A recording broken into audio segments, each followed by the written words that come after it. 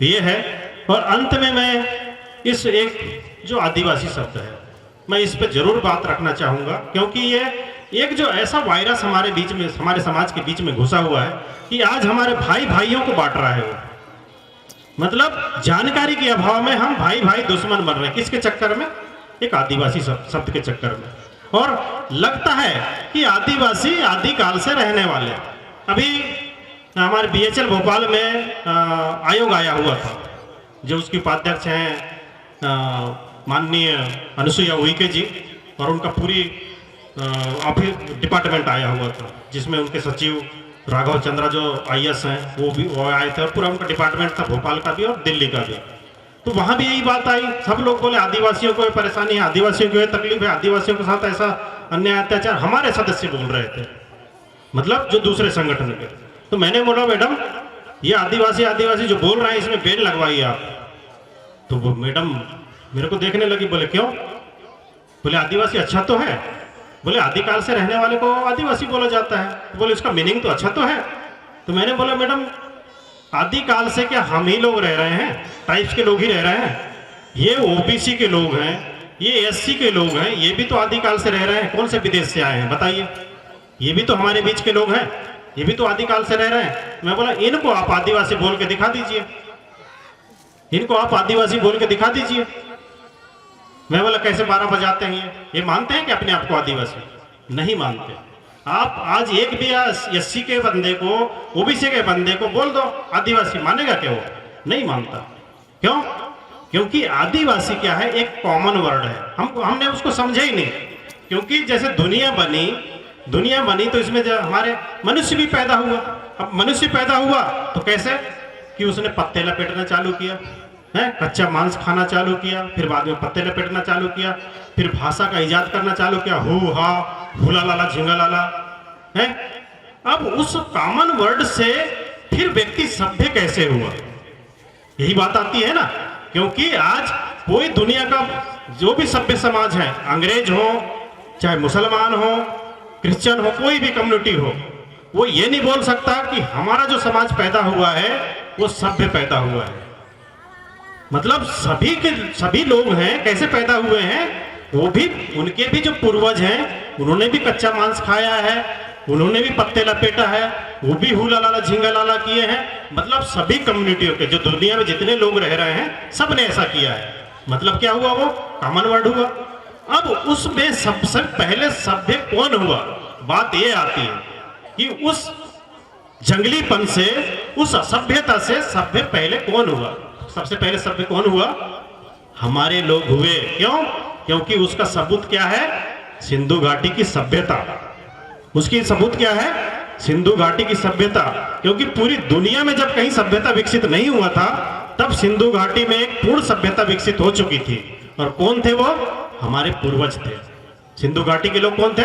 आपके पूर्वज थे। मतलब उन्होंने आदिवासीपन को छोड़ के, असभ्यता को छोड़ के उन्होंने क्या इजाद किया? कोयतोड़ इजाद किया, गोंड इजाद किया। गोंड कहां से इजाद किया? यस, गोंडवाना से उन्होंने गोंड इजाद किया। गोंडवाना लैंड के रहने वालों को क्या बोलेंगे? हम गोंड बोलेंगे। तो वहां से गोंड इजाद किया। और जो हमारी पैदा होने की प्रक्रिया है कि हमारा जो नाल कोई आना होता है, वहां से हम क्या बनते हैं? कोयतोड़ बनते हैं। हर बच्चा पैदा होता है तो नाल कोई आना होता है। इसलिए कोया पुनेम कहता है कि सारे के सारे दुनिया के जितने भी लोग हैं वो कोया पुनेमी लोग हैं। और हम साबित कर सकते हैं, हिंदू धर्म केवल हिंदुओं की बात करता है, मुस्लिम मुस्लिमों की बात करता है, और क्रिश्चियन क्रिश्चियनों की बात करता है। पर जो कोया पुनेम है पूरी मानव की बात करता है। पर कोया पुनेम में वही आ सकता है जो कोया पुनेम को फॉलो करता है। तो असभ्यता से सभ्यता की श्रेणी में हम कब आए? पहले आए। और क्या बने हम? उस असभ्य से हम गोंड बने, हम कोयतोड़ बने। तो आप अभी भी जब गोंड बन गए तो उसको नहीं बता रहा है, कोयतोड़ बन गए तो उसको नहीं बता रहा है, सबसे पहले हम सभ्य हुए उसको नहीं बता रहे हैं। आज भी बोल रहे हो कि हम अभी भी असभ्य हैं, हम अभी भी जंगली हैं, अभी भी हम हुला लाला झिंगा लाला कर रहे हैं, अभी भी हम कच्चा मांस खा रहे हैं। मतलब आप ये साबित कर रहे हो जैसे कि हमने खदान से हमने क्या निकाला? अयस्क निकलता है ना, पहले अयस्क निकलता है, फिर वो अयस्क में क्या होता है? मिट्टी पत्थर सब कुछ रहता है, कचरा कूड़ा कचरा सब रहता है। फिर वो मिट्टी पत्थर को जाके कहाँ प्यूरिफायर करते हैं? फैक्ट्री में। वहां से फिर क्या निकला? शुद्ध मेटल निकला, स्टील निकला। अब वो स्टील को क्या बोलोगे आप? ये स्टील है बोलोगे कि ये अयस्क है? क्या बोलोगे आप? स्टील बोलोगे ना। तो जब आप अयस्क रूप से कहां आ गए?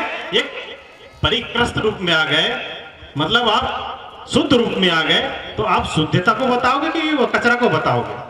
तो आज ये जो समाज है, मतलब इतना निर्बुद्धि हो चुका है कि अपने बुद्धि का इस्तेमाल ही नहीं कर रहा है। जिसने कूड़ा कचरा दिया बोले हाँ हाँ हम आदिवासी हैं, हाँ हाँ हम जंगली हैं, हाँ हाँ हम वनवासी हैं।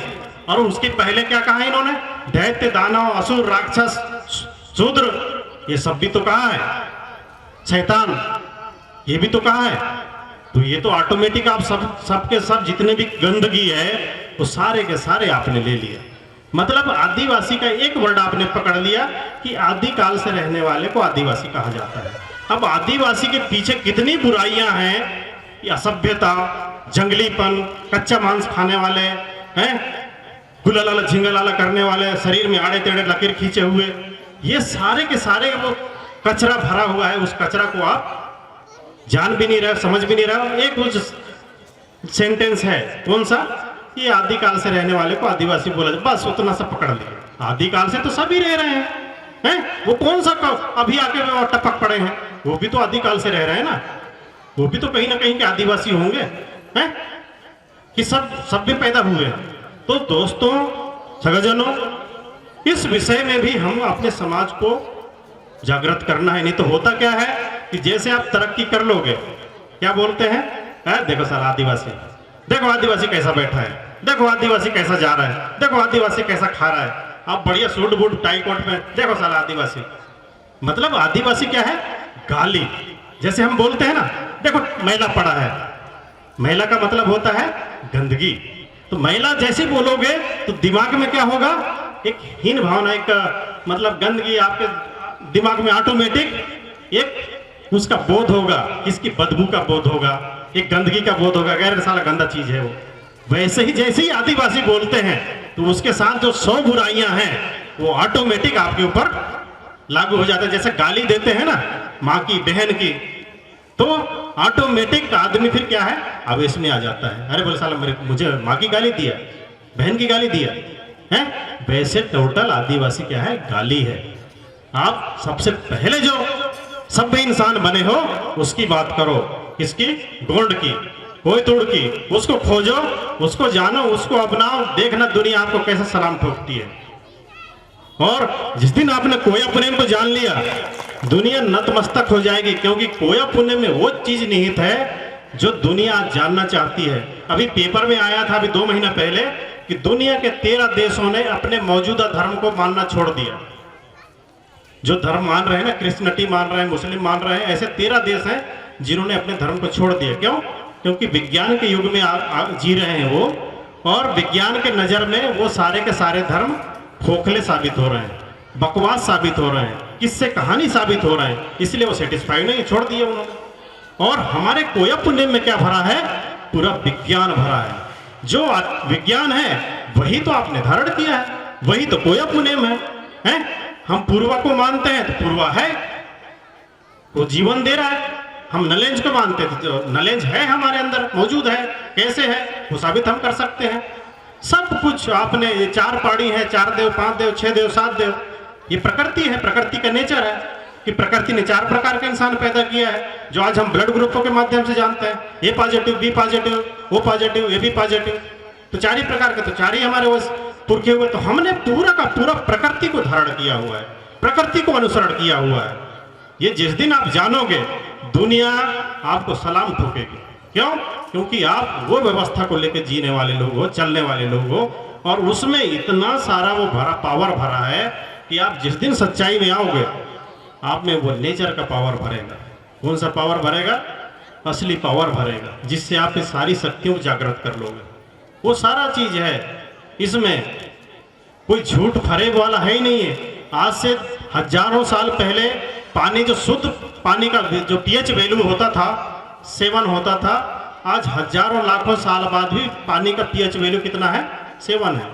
नेचर कभी नहीं बदला है, केवल आदमी की सोच और फितरत बदली है। नेचर में कोई परिवर्तन नहीं आया।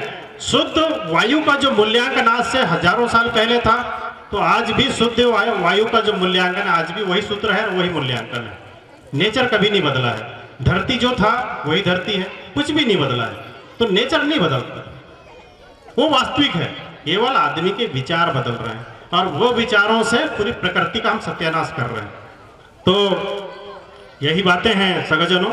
और इस पावन मौके पे मुझे संस्था के माध्यम से समाज के बीच में एक जागृति स्वरूप जो बातें रखने को एक अवसर मुझे मिला और आप लोगों ने मुझे इतने तल्लीनता के साथ सुना, मैं उसके लिए आप सभी का तहे दिल से आभारी हूँ। और साथ में हमारे आयोजक मंडल का, ये इतने मेहनत कर रहे हैं। हमारे जो संयोजन समिति है, तिरगांव, खैरलांजी, चंदिया, उमरिया, सांढा, ये इतनी मेहनत कर रहे हैं, रात दिन एक कर दिए इन्होंने।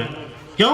क्योंकि उनको पता हो गया कि ये हमारी असली पहचान है और इसके बगैर हम कुछ भी नहीं है। तो बिल्कुल मैं ऐसे लोगों को बारंबार सेवा जोहार करता हूँ, सेवा करता हूँ कि इतने महान लोग हैं। कल के दिन में आप एक उदाहरण बनेंगे कि ये गांव थे जो हमको एक हमारे आइडियल बने हैं। यदि ये गांव ऐसा काम नहीं करते तो आज हम भी ऐसा नहीं करते। जैसे आज पहाड़ी पहाड़ी को पढ़ लेंगे बाबा नहीं व्यवस्था चालू नहीं करते तो आज हम इसकी बात ही नहीं करते। तो वही आइडियल आप बनोगे भविष्य में। आप बहुत अच्छे काम कर रहे हो। और हर अच्छी चीज़ की बुराई होती है।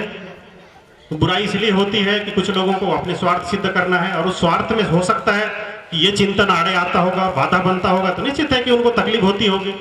तो हमको उसकी जरा भी फिक्र नहीं है, चिंता नहीं है। यदि उनको तकलीफ है तो हमारे पास में आए और हमें गलत साबित करें। यदि कोई बुराई करता है हमारी पीठ पीछे तो सामने आए और हमें गलत साबित करे। जो चिंतन है उसको गलत साबित करे कि नहीं, जो आप पूर्वा के बारे में बताते हो, नॉलेज के बारे में बताते हो, पहाड़ी व्यवस्था बताते हो, ये टोटल गलत है। ये कहीं से भी फिट नहीं बैठता, प्रकृति में फिट नहीं बैठता, विज्ञान में कहीं फिट नहीं बैठता। गलत साबित कर दें हम तो उस दिन से उसी का हम गुणगान करने लगेंगे और वो जो बोलेगा हम वो मानने लगेंगे। पर दोस्तों, ये कोई भी दुनिया का कोई भी व्यक्ति इसको असत्य साबित नहीं कर सकता। यही बातों के साथ मैं अपनी वाणी को यही विराम देना चाहूँगा और अंत में एक बार जोरदार सेवा जोहार हो जाए। चलिए, फड़ा पेंता, फड़ा पेंता, फड़ा पेंता। बहुत बहुत सेवा जोहार, सेवा और आप सभी को सादर सेवा जोहार, गुण बनाता सेवा जोहार। बहुत बहुत धन्यवाद। धन्यवाद।